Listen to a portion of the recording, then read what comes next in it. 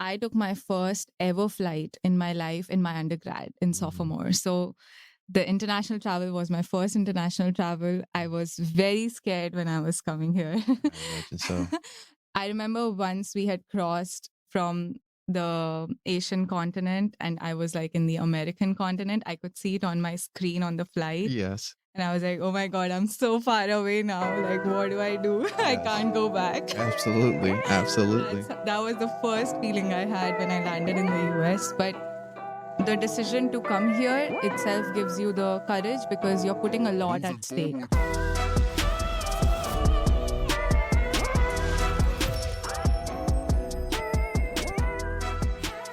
Hello, everybody. Welcome to the B-Xcellent Podcast. I'm your host, Dr. Brandon Harrison Smith. Today, I have the honor of interviewing one of the people I work in the lab with, who is a PhD candidate named Tanya Purwar. Welcome to the podcast. Thank you, Brandon. All right. So you specialize in fluid mechanic controls that focus on advancing future aviation and noise reduction and energy efficiency, and even deal with social challenges. But before we get into those things, your research and some of the advice you have to give, let's talk about a little bit where you're from. So I'm from the eastern part of India, from the state of West Bengal, Kolkata. But my parents migrated there before I was born. So I'm actually from the northern part of the country, Okay. but I was born and brought up in Kolkata, in India. What are some of your favorite experiences from that place? Do you have any favorite food, favorite attractions or things that you like to do there? Something you miss? There's actually a lot of things. I really miss the culture and the diversity, that exists in the city as well as the country as a whole. But I think if you are ever visiting Kolkata, I would say you should try the biryani, which is like a rice preparation. Okay. And the specialty is that it comes with, so it's slow cooked rice with spices and everything, but it has potato in it. So biryani is also cooked in other parts of the country, like in the north, in the south, and it's all different. So they do not put potatoes. So it's a very famous thing back in India. Like if you talk to somebody from south or from the north, they would be like, no, ours is better. Or ours. So there's like always a fight. Yes. But I think ours is better. Oh, absolutely. Absolutely. As you should. As you should. So you're in mechanical engineering here at Purdue, but you weren't always there. You at some place you was a little girl who, first got inspired by STEM. Can you tell us a little bit about that? Yes. Firstly, I belong to a family that has a lot of engineers. My father is an engineer. My uncles are engineers, and they all are from like different backgrounds. So they're from like the civil engineering. Mm-hmm. So I obviously grew up with a lot of being around people doing math and, pushing me to do a lot of math and, always being like, I was always told that I have to study science. I should, so I didn't honestly know anything other than, not doing this sort of. So that was kind of the starting point. So I was never told that, you should probably study humanities or you should probably study. You didn't have a choice to be a lawyer or a politician. No, I didn't know those were options until I was like here a few years back. Okay. So the only options I had was becoming an engineer or a doctor. I think it's pretty common in Indian households. Yes. So was mine, but I was honestly never pressured by my parents. Okay. It's just that I didn't have like a career guide or, I was not exposed to other things. I grew up seeing them and I myself thought that, this is what probably I should be doing. I tried really hard to be good at mathematics. So my father was like my teacher, and then I was always trying my best to do, as much as I could. I was very fascinated by physics in general. So that was there. And then I think after some time, the question came like, what do I actually want to do within STEM? Because there's so much, right? You can do biology. You're stealing my questions, but yes. Yeah. So kind of like that's when I started exploring. And when I was in my high school, I started reading these science fiction novels where I was also like, I was delving into those astrophysics theories and, just trying to explore just literally out of like the fiction movies that I was watching and, those things, not because like I was kind of intrigued. Do you have any favorite movies or anything that you can pick out? I think in general, like just watching movies like Star Wars movies and stuff like that was something that always intrigued me. But I think more than that, there were some of my friends who would also discuss with me about these things. So like I always studied in a girls' school, so Okay. it was only females, and so some of them also were probably they got to know about it from somebody, and they were reading, and I got intrigued. So there was this astrophysicist. His name was Michio Kaku, and of course Stephen Hawking was famous. We were all growing up. We were always looking up to him and his works. I started reading Michio Kaku's books, and they talked about parallel worlds, and he simplified the concepts of astrophysics, explaining all these fantasy stuff in terms of physics, but simple. So that's kind of where I, got very interested. And I always thought that I'll do astrophysics and, I'll do aerospace. And then at one point I thought I'll get into the Air Force in India, the army side of aerospace.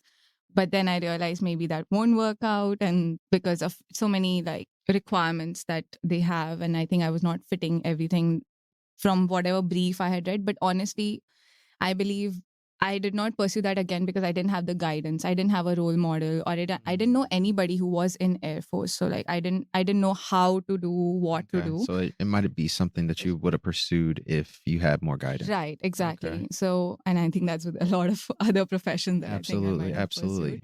So engineering was easy to get into. So you got into engineering. What made you choose mechanical engineering though?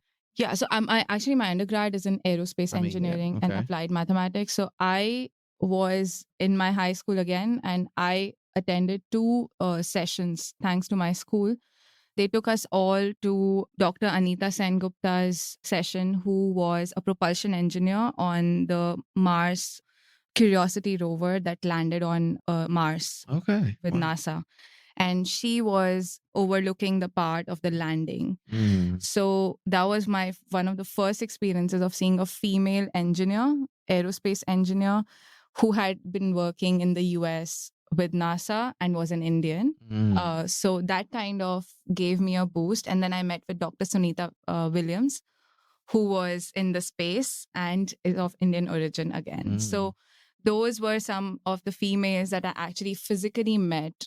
She was there and she spoke to us. And that's where my, interest started. And I started believing that, I don't just have to do computer science or civil like my other family members were doing. I could do something different, which was aerospace. So that's pretty powerful. And you got to meet some really cool people. Yes. I imagine that definitely has a strong influence.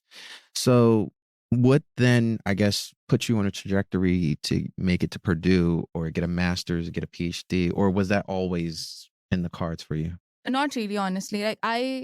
Honestly, once I got into undergrad, I was just enjoying my undergrad because high school was very stressful, trying to get into college, giving the national level exams and preparing for them all the time.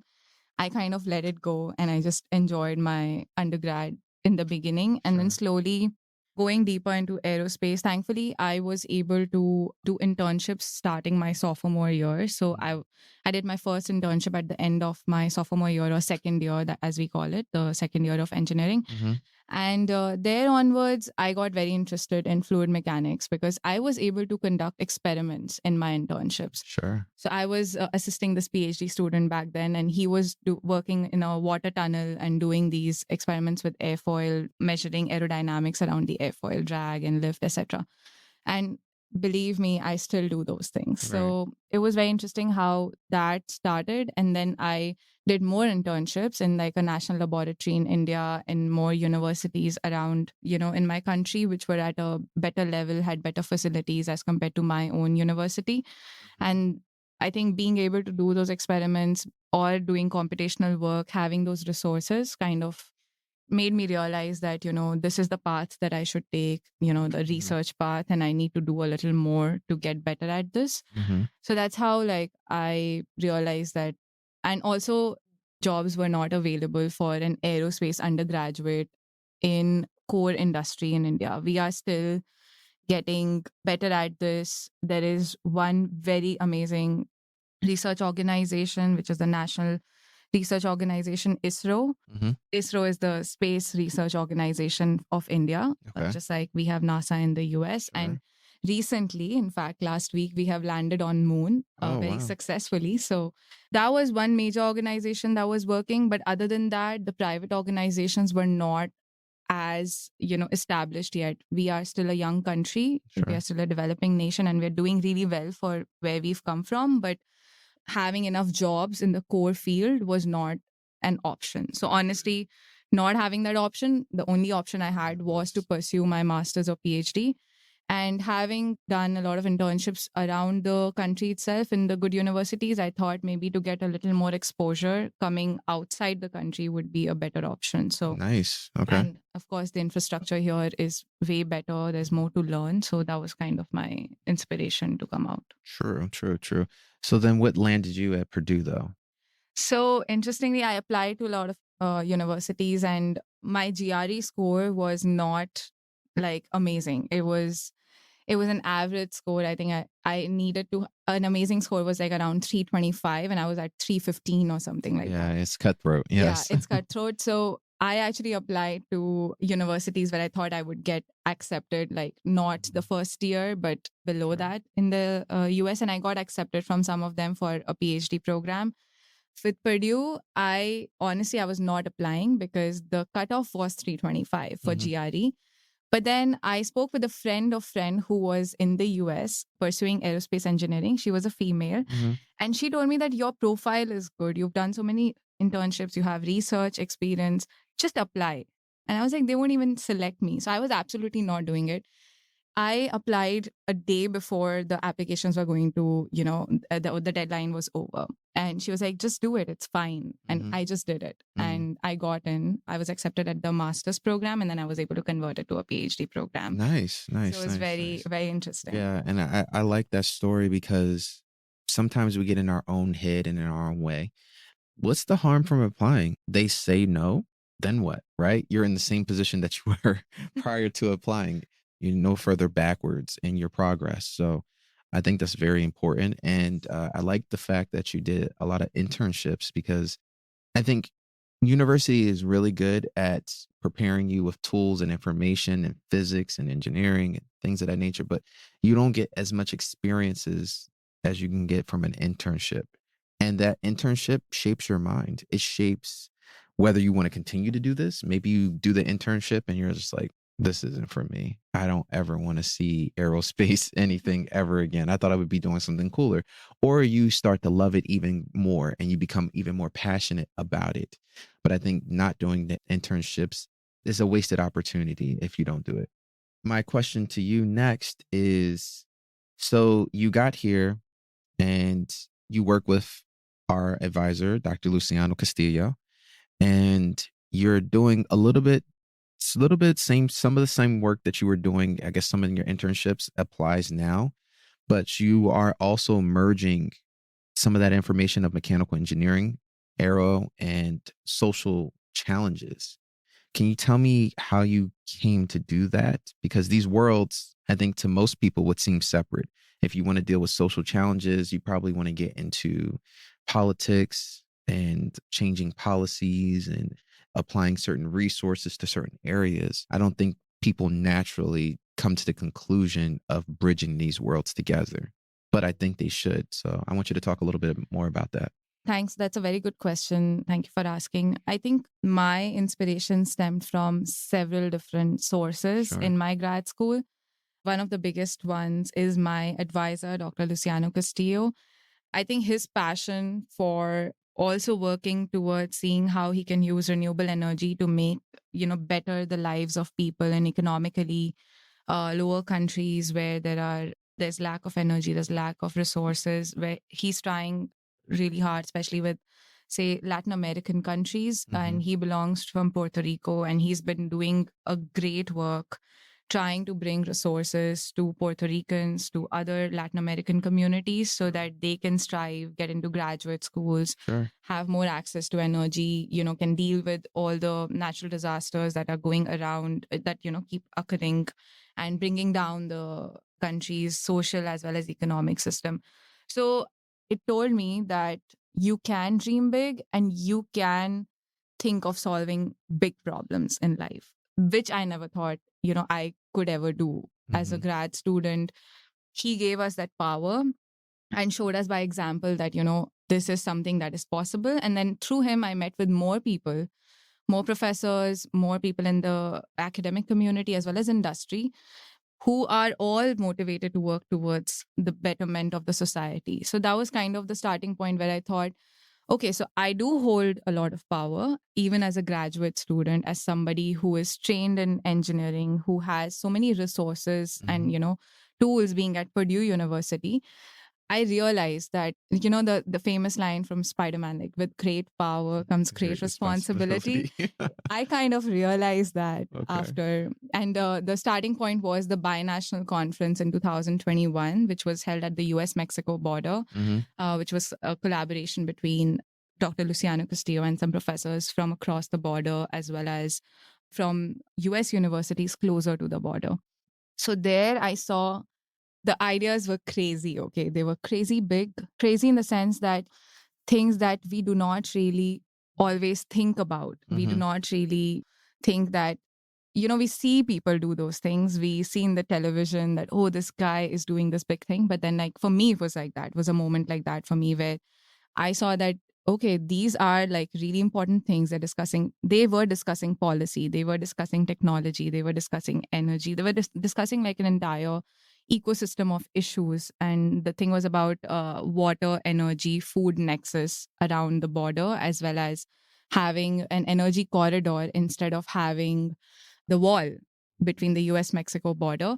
So it was very interesting how politics was coming together with science. Mhm. And I know in our history, scientists and academics have had a very big role to play in very big projects, right? Absolutely. Mhm. That had advanced politics as well as the social conditions of a Mhm. country, the economic Yes. conditions of a country. Right. But Good or bad. good or bad, but yeah, but here I was seeing it firsthand Mhm. in 2021, as an immigrant, female immigrant from a developing country. Yes. So very interesting experience there. And that's where I kind of got into the idea that there is a social impact that engineering has, which is huge, and it is our responsibility to take care of it. And there, along with talking about technology and energy and sustainability, we started talking about the human aspects of problems that occur at the border. There were some professors, one of whom is now my committee member on my PhD advisory committee.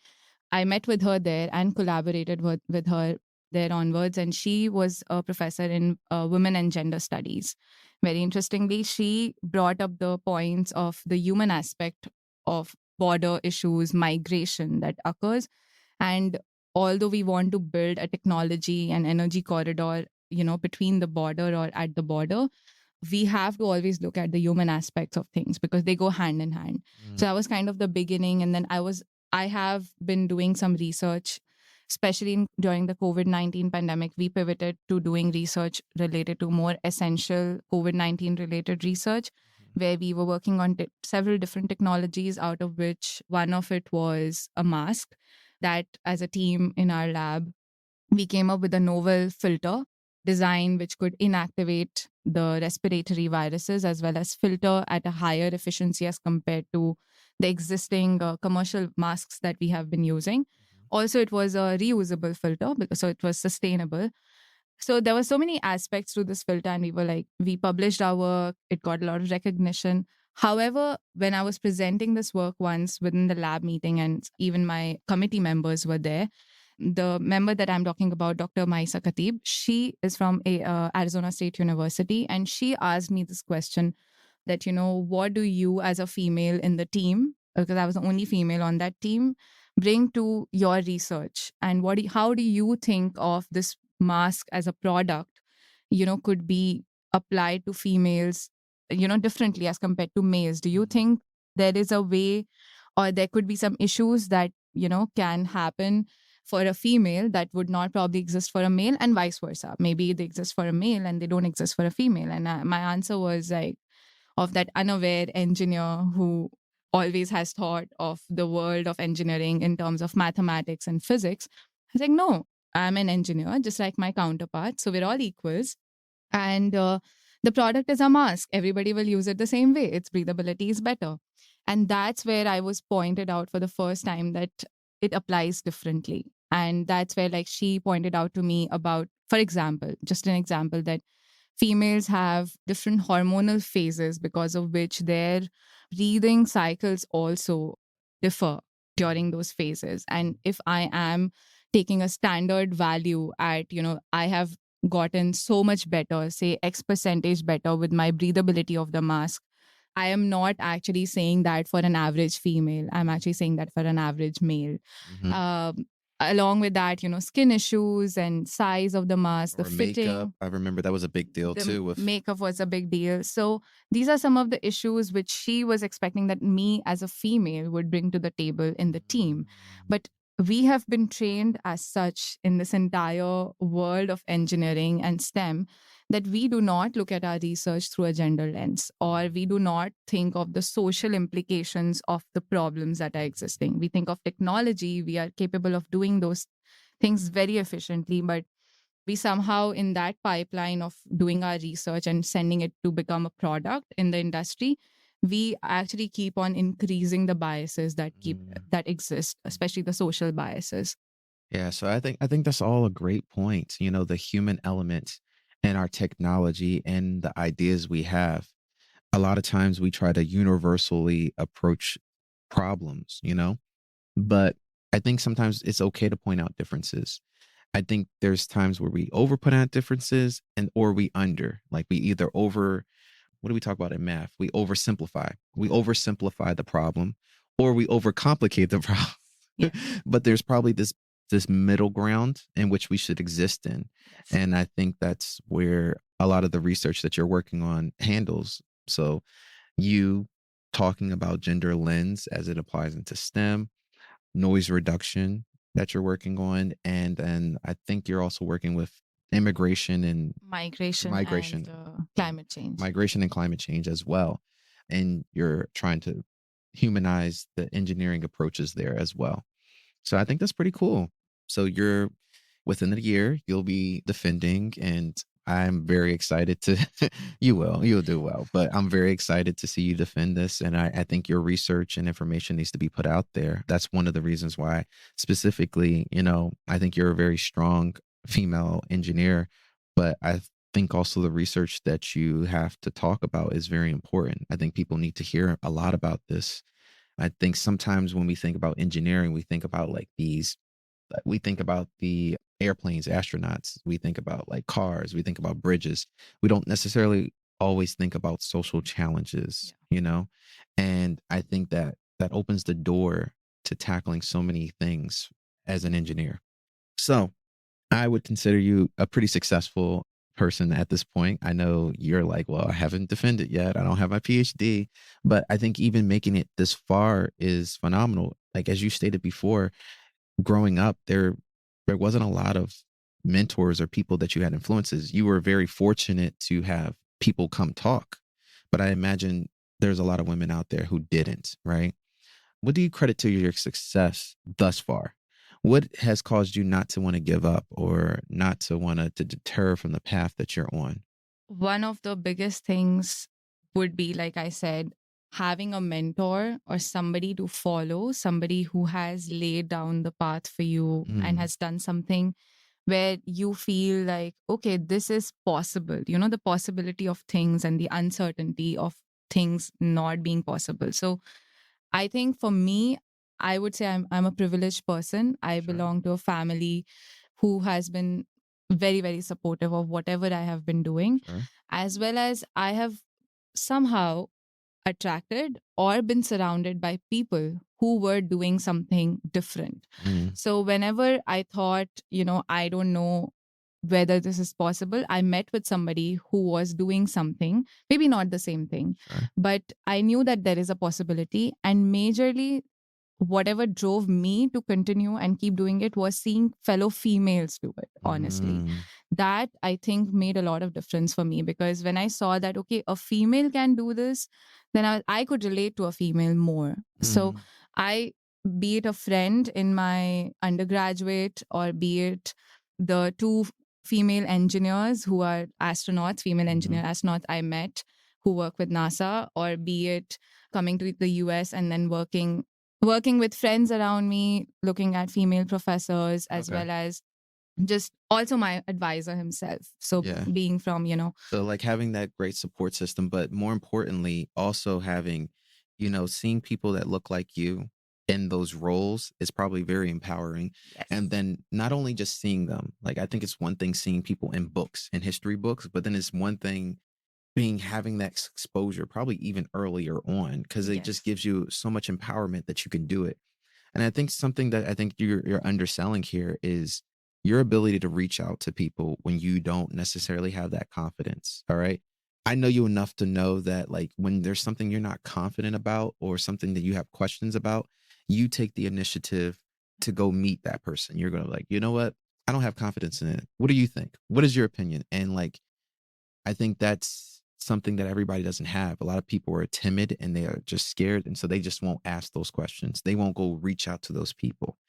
I think people could use a little bit of your courage for sure, I think, to be successful like you have been. So we weren't going to keep this too long, but I got a couple more questions. So you transitioned to Purdue from India, and I imagine that had to be a wild experience. I'm not sure how much international traveling you've done up until that point, if you were well versed in that, or was this like, were you a fish out of water? But I imagine that regardless of what your circumstances were, I imagine there was a transition period, a bit of roughness that came with transporting yourself over here and leaving your family behind. Was there something that you think that you learned from that transition period that you think might be helpful for other people coming behind you to know? That's a very good question. Thank you for asking that. And I think, yes, it is. So, firstly, I took my first ever flight in my life in my undergrad in sophomore. So, the international travel was my first international travel. I was very scared when I was coming here. I imagine so.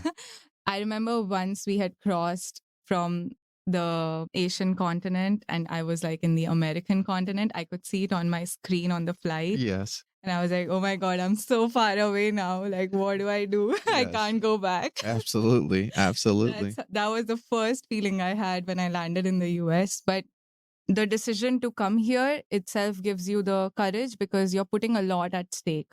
There is a lot at risk because I come from a middle class background. It was difficult for my parents financially to make this decision to, support me coming to the US.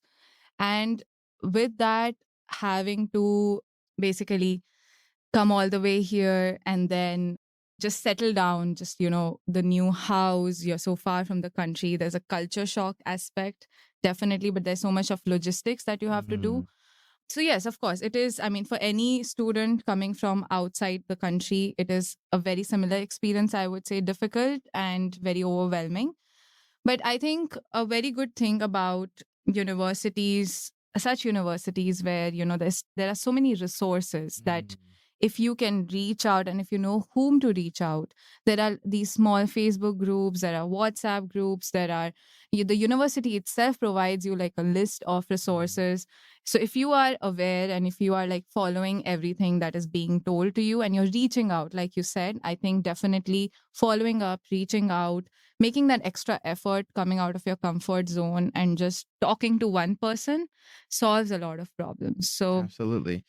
And so how was it transferring like academically? Do you think it was an easy progression? Was there any issues that you might have like had or had to overcome in that? Or was it like seamless? Like you were just like, it's easy. yeah, so I think in the beginning, when I came here, I grabbed onto the first research opportunity I got. So I interviewed with some professors. I got into a very good research lab in mechanical engineering.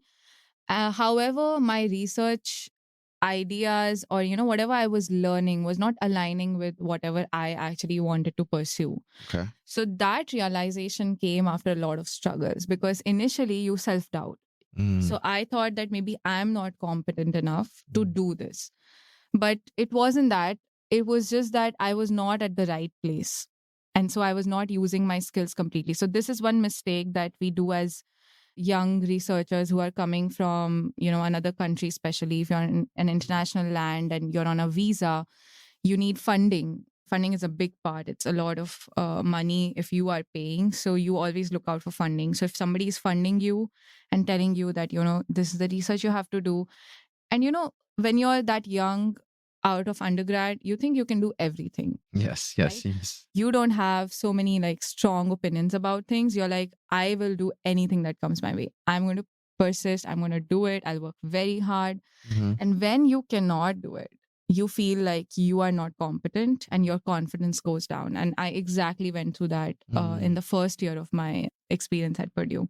I was looking for guidance. And then again, like a fellow lab mate from that lab was guiding me, helping me. And, I came to realization that maybe I was not meant to be in that place. And there's a process, and I went through that process. I got a lot of support from people around me, always telling me that no, it's not just your mistake. It's okay.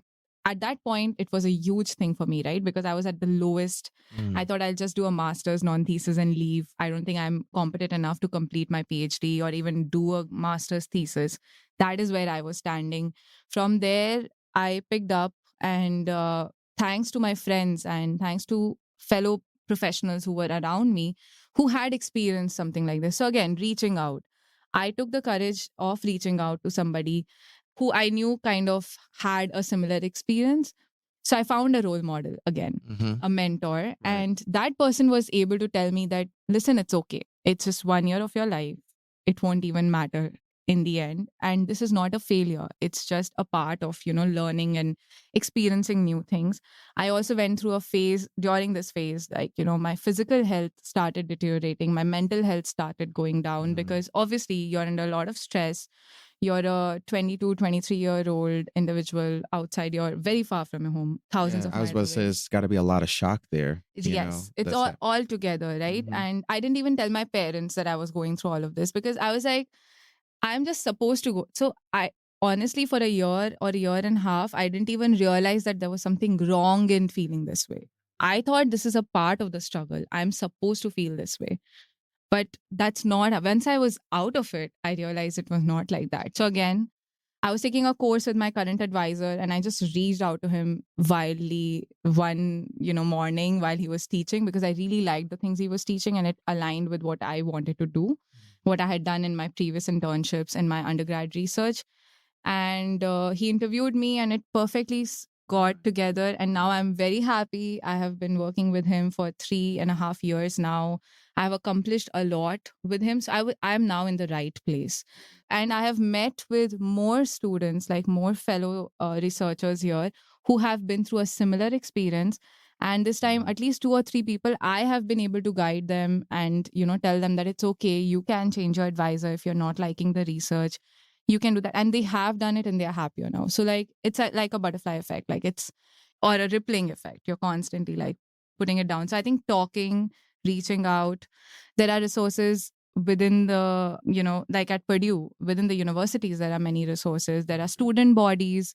You can reach out to them. There are the graduate school bodies. There you can, if you have any physical or mental health issues, there are, you have the hospital. The university hospital they're very nice. When I was getting diagnosed and I had so many different symptoms, this and that, I went to them and they were very nice, and this was all happening during the pandemic. The pandemic was starting, things were changing.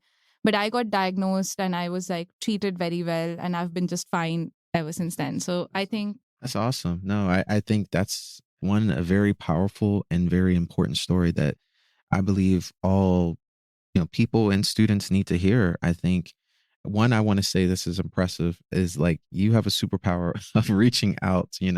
I think a lot of your things don't change for you had you not reached out, I think, and just reached people and just said, hey, I'm interested in being in your lab.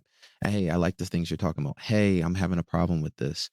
And just the empowerment that you got from the knowledge or the encouragement you got through your situations. Moving forward, so one, we talked about a lot of things. We talked about your research. We talked about, some of these experiences. Is there anything that we didn't cover that you want to talk about? Any questions you want to ask?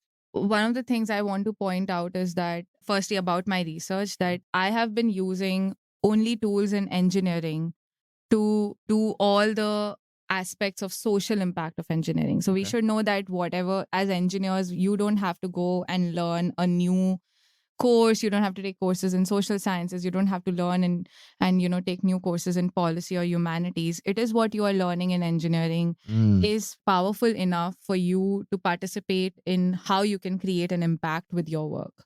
So I really want to point that out to anybody who is doing their work, that look at your work through a gender lens. Climate change is a very big issue currently, and we have to know that whatever problems we're trying to solve, whatever proposals we're writing, whatever we're doing, there's always a motivation, and they're all intertwined problems. They are not isolated issues. So whenever we're talking about, building anything, any technology, any research that will take the form of a product, please always look into, the social aspect of that problem and try to see how you can use tools in engineering to really create a difference. So I think that's one thing. And another thing, like, I want to thank you and congratulate you, Brandon. thank you. We are very lucky to have an amazing postdoc like you in our lab, and you're doing such great work. It's inspiring. And I think one of the things I wanted to ask you was, when we were doing this study related to gender lens in Sure. STEM, we saw that a lot of our data revealed that racial bias and gender bias go hand in hand. So I wanted to know about your opinion. I know, like, you have delved deeper into technology and research around this. So what do you think about that? And is there anything through engineering or any example that you have where you have seen an evident, display of this issue? Yes, yes. I think that's a good question. On this podcast, I haven't really talked too much about my research for my PhD. And so what we built was a device that goes on the back of a cell phone to make measurements, skin measurements on newborn babies that are jaundiced. And then we also did some studies over COVID on pulse oximeters. And what we were seeing is that there is a difference. There was a racial bias that we were seeing between measurements made on lighter skin babies versus darker skin babies. And those measurements were leading to under or overestimation of values. And so, to the audience who's listening, they're just like, okay, over and underestimation. What does that mean? Well, each thing meant something different. So if you overestimate something, it could mean that you're telling someone that they need a blood transfusion when they don't. Or it can mean that you're telling someone that they're okay and they're healthy and they're actually very sick. And that could really lead to a lot of poor outcomes. We didn't get to talk about this too much, but even in genderless, there's so many devices besides the mask. In some of the studies you've done, you talked about car crashes, I think, too, right? I think you know the statistics better than I do, but car crashes had a greater impact on women.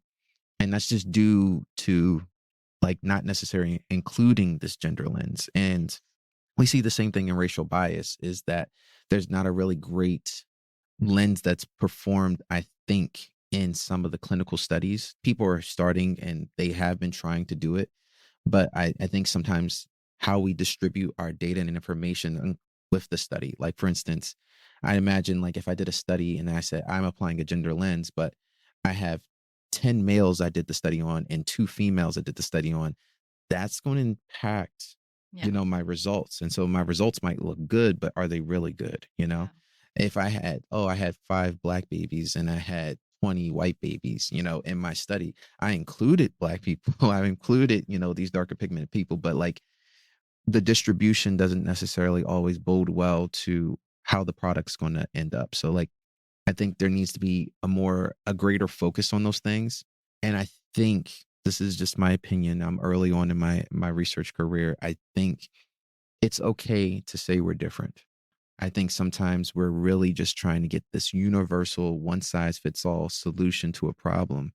And there may not be. All right. And I know it costs more money. I think that's really the issue. It costs more money if things are different. Okay. I think there's got to be this balance between saying things can be universal and things can be different. Yeah. Okay. So I think, when it comes to racial bias, there's probably this sweet point in which you can make a universal device. And then there's this point where you got to say that they're separate and different, and we need some different technologies for that. And same thing here for cars. Obviously, no one wants to say, all right, this is a female car. This is a male car. Nobody wants to do that. But maybe there's a solution in Yeah. between all of that. And I think that's kind of all we're saying. I don't think we're trying to like rewrite history and make things like extra complicated for people. We're just saying maybe just do your due diligence to consider these things and Yes. consider the impact they may have on these groups. I think we just need to stop being ignorant now and accept that we have to include everything and everybody. And I think this is not just on the part of one section of the society. All of us play a role in this. So when there is a bias that exists in design, in research, or in a product, all of us have somewhere played a role in it because we also now do research, right? And we have, it's not always that we are able to include a gender lens or a racial lens or, so we have to start being more and more aware and, and it's happening. A Yes, lot of positive change is happening. So that's undeniable. It's just that we have to get further, especially in engineering. We have to be more aware of these problems. But yes, I think we are moving to a positive direction. Okay. And before I wrap up and end this, I do want to ask a question for maybe researchers or people out there who are like, how do I even start? I didn't even know that I may not be including a gender lens. Where do I start? Yeah, where do I start with trying to include a gender lens? Is there simple things I can do, or is it very complicated? Like, what can I do?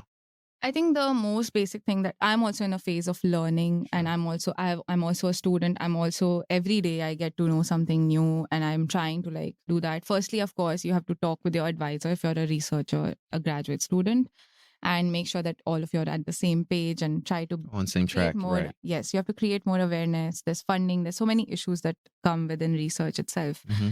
But other than that, I think your part is to just do a quick search, just look for some tools, and they exist. So you just have to look out and see whether whatever research you're doing, say it's related to some kind of a flow, or say like some body fluid flow or something like that, say, for example, or with cells, or it could just be literally design, like in a, like a car seat belt design, right?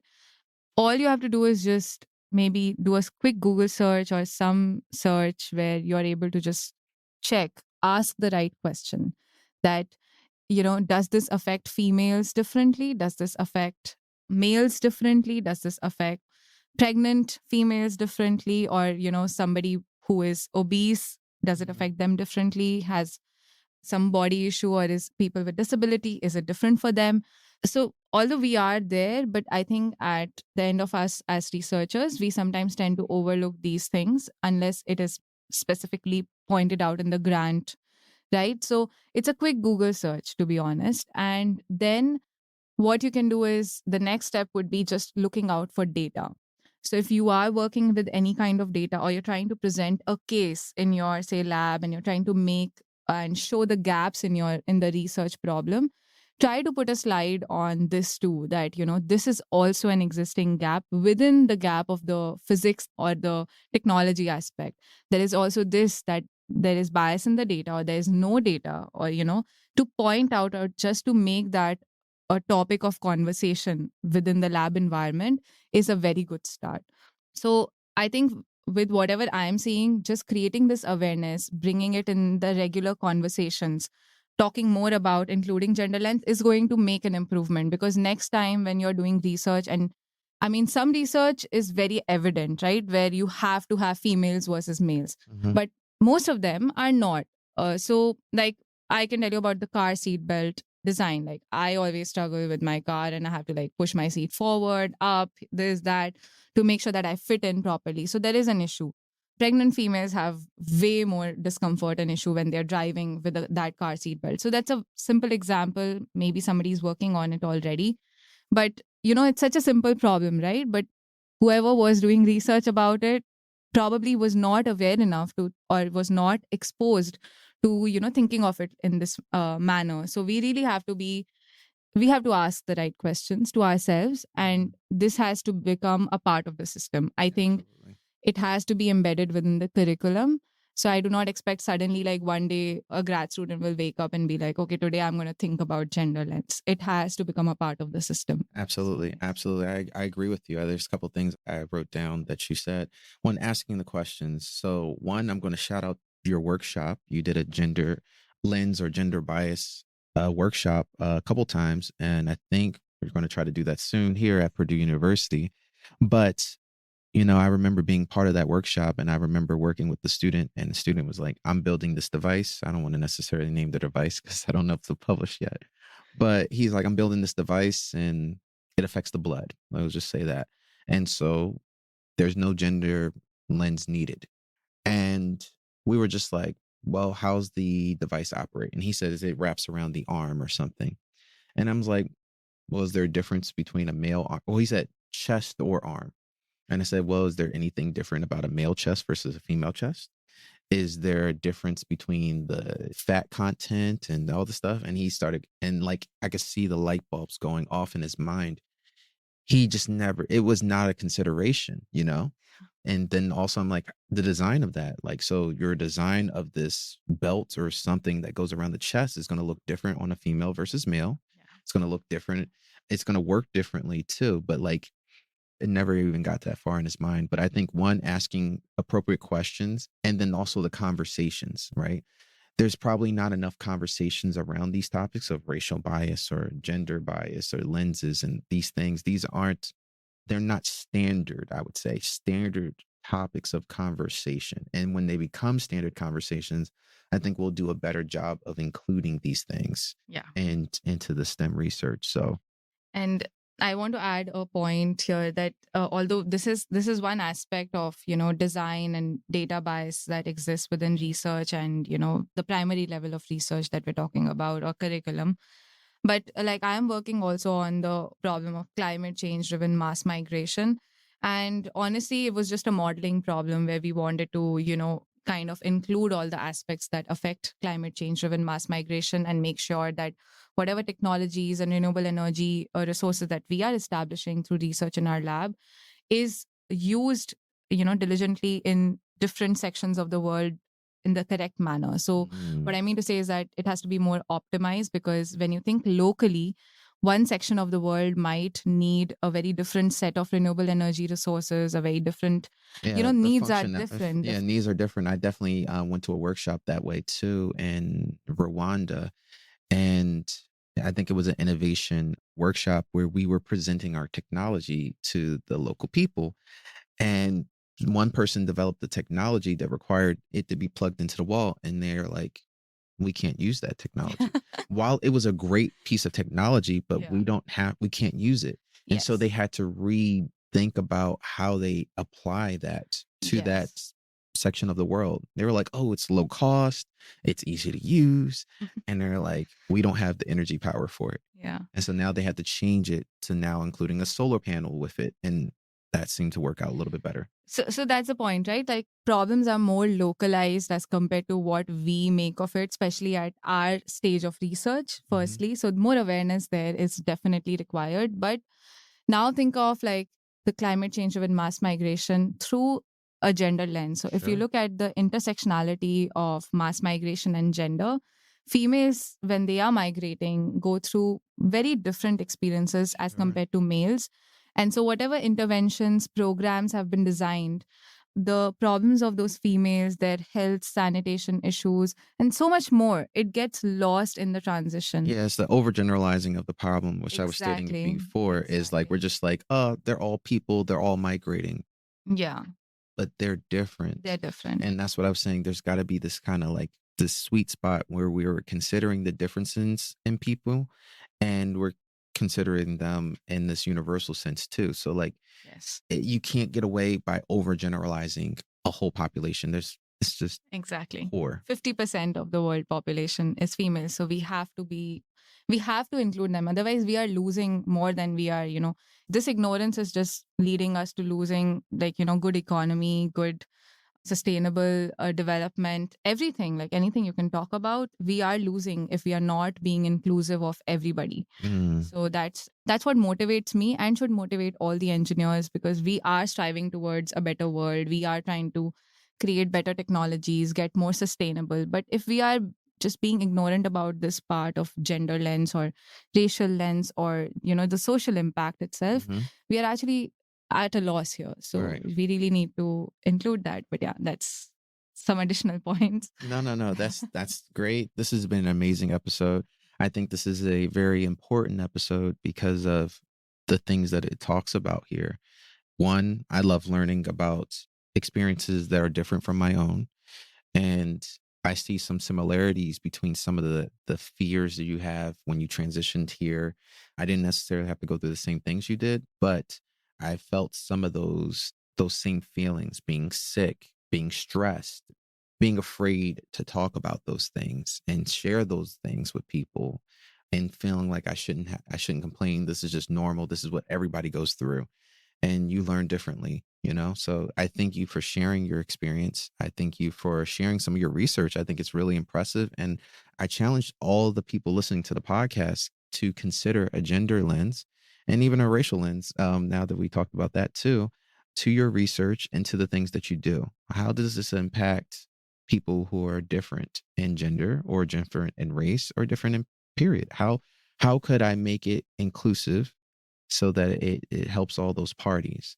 So those are some of my takeaways. So for you, I thank you, Tanya Pereira, for being on the podcast. I ask the audience to like, comment, and subscribe below. Also, add any questions. And, I'll ask you guys, how do you guys feel like you're impacted by this podcast? And we'll take the understanding of gender lens. How much you apply it to your research? Or what advice do you have for making it easier for people to apply a gender lens to their research? Leave that comment below. And until next time, be excellent.